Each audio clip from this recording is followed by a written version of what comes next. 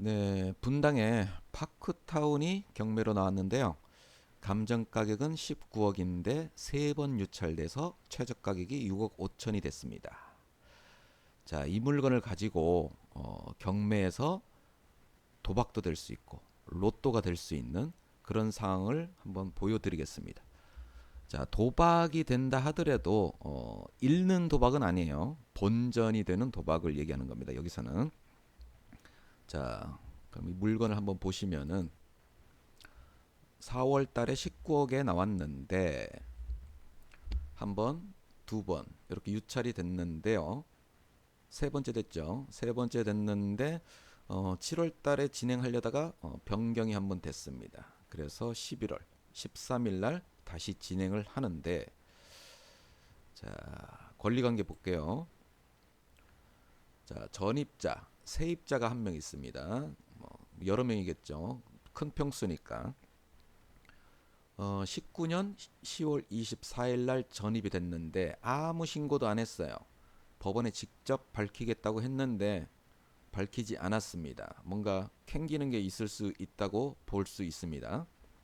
자, 근저당은 20년도니까 빠르죠, 전입이. 그래서 낙찰자는 이것을 인수를 해야 됩니다. 인수. 이 보증 금액이 얼마냐에 따라서 그 인수 금액이 뭐 천지 차이겠죠. 월세로 들어갈 수도 있고 무상으로 들어갈 수도 있고 아니면 전세금 최대한으로 들어갈 수도 있고.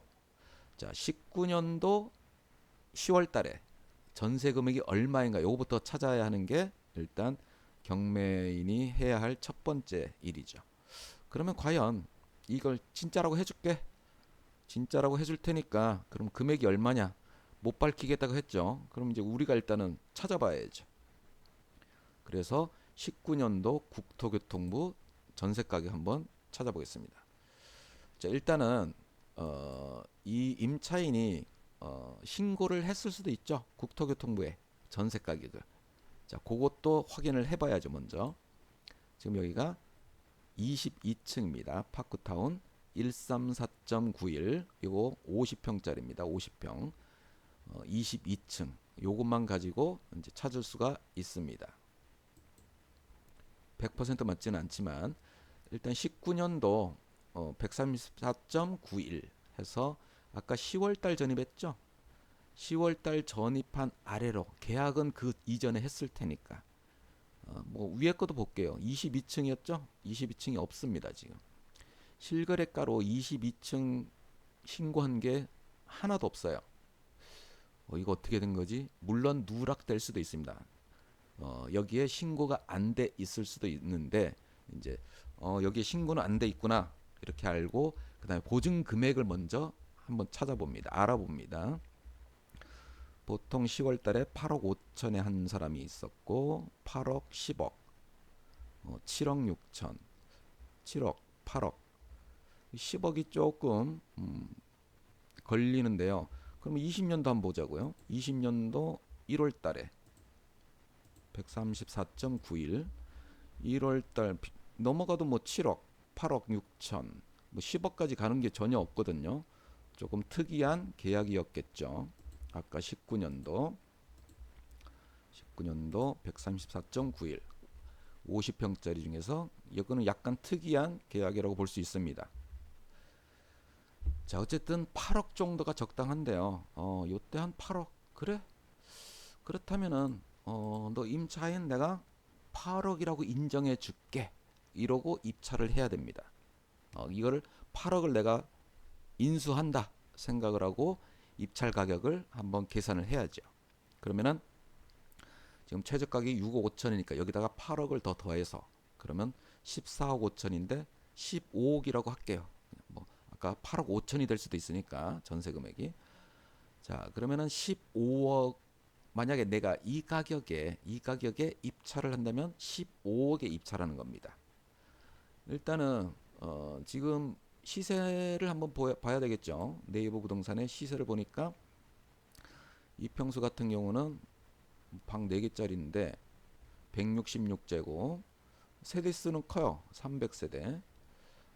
자, 보니까 최저 가격은 17억 5천에 나와 있어요. 17억 5천.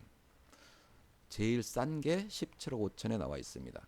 매물도 뭐 적은 건 아니네요. 15개 많이 나와 있는데, 자 17억 5천이면은 그러면 요번에 사람들이 입찰을 좀 하겠구나 이런 생각을 먼저 하셔야 돼요. 이걸 인수한다 하더라도 8억 정도 물어준다 생각하고, 하지만 자 금액을 조금 더 쓰는 사람들이 있을 겁니다. 자 지금 시간이 많이 흘렀어요. 4월 달에 처음 진행을 했고 7월 달에 변경이 됐고, 그럼 이 사이에 이 관계, 제가 생각하기로는 이 소유주와 어떤 관계가 있을 거라고 생각이 듭니다. 또는 없다면은 월세로 살거나 아니면 자기가 임차인이 낙찰을 받기 위한 밑밥을 깐 거, 그러면 경매를 좀 안다는 뜻이죠. 저도 이런 임차인이라면은 전입만 합니다. 저도 확정일자 안 받습니다. 아예 딱 모든 걸 다 감춰 놓습니다. 제가 임차인이라면은. 자 그래서 이제 그 운이 좋아서 이제 낙찰을 받고 나서, 이제 뭐 최저 가격은 아니겠지만 아주 낮은 가격에 낙찰을 받고 나서 로또가 될 수 있는 경우는 어, 월세, 이 사람이 월세로 살고 있거나, 또는 둘 간의 어떤 특수한 관계 어떤 있음으로 인해서 이 돈 관계가 왔다 갔다 한 게 있긴 있는데 다른 용도로 쓰였다든가. 그래서 낙찰자는 무조건 이 임차인을 상대로 소송을 걸어야 됩니다.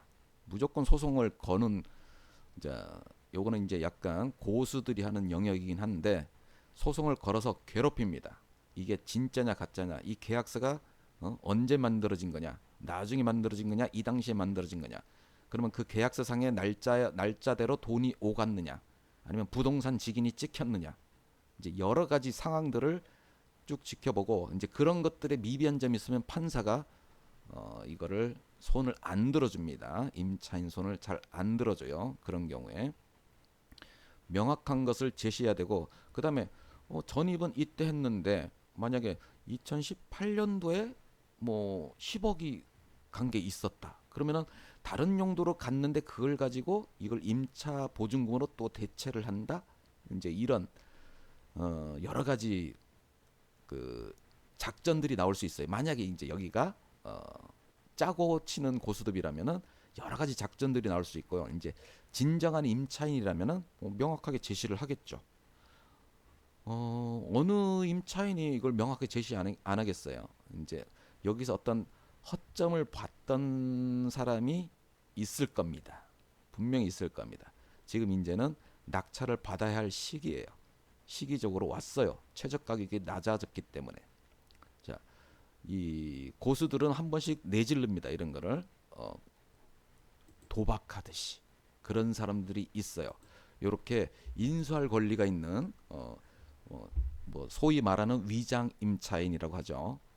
정확한 임차인이 아닌 경우에는 이제 그 경매상의 도박꾼들이 있습니다. 그런 사람들이 낙찰을 받을 겁니다. 그리고 소송에 들어갑니다. 소송에 들어가서 명확한 관계가 있다면 아무 상관이 없습니다. 임차인 입장에서도.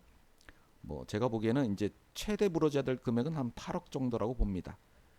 8억 정도. 거기서 뭐 더 올려가지고 뭐 9억의 임대차 계약을 또 다시 하고 뭐 그럴 리는 없죠. 그러려면 또 돈 관계가 왔다 갔다 해야 되기 때문에. 자, 요번에 분명히 낙찰이 되는데, 또 요런 물건 같은 경우 또 굉장히 높게 낙찰받아서 또 보증금을 미납하는 경우도 꼭 생겨요. 꼭 생깁니다. 자, 정확하게 잘 파악을 하시고, 제일 좋은 거는 이 둘의 관계를 알고 들어가는 게 제일 좋은데, 그걸 확인하려면은 이 소유자나 임차인이나 접촉을 해야 되겠죠. 자, 접촉 한번 잘 해보시고 입찰에 들어가시기 바랍니다. 로또가 될 수도 있고 그냥 본전이 될 수도 있습니다. 이상 경매리였습니다.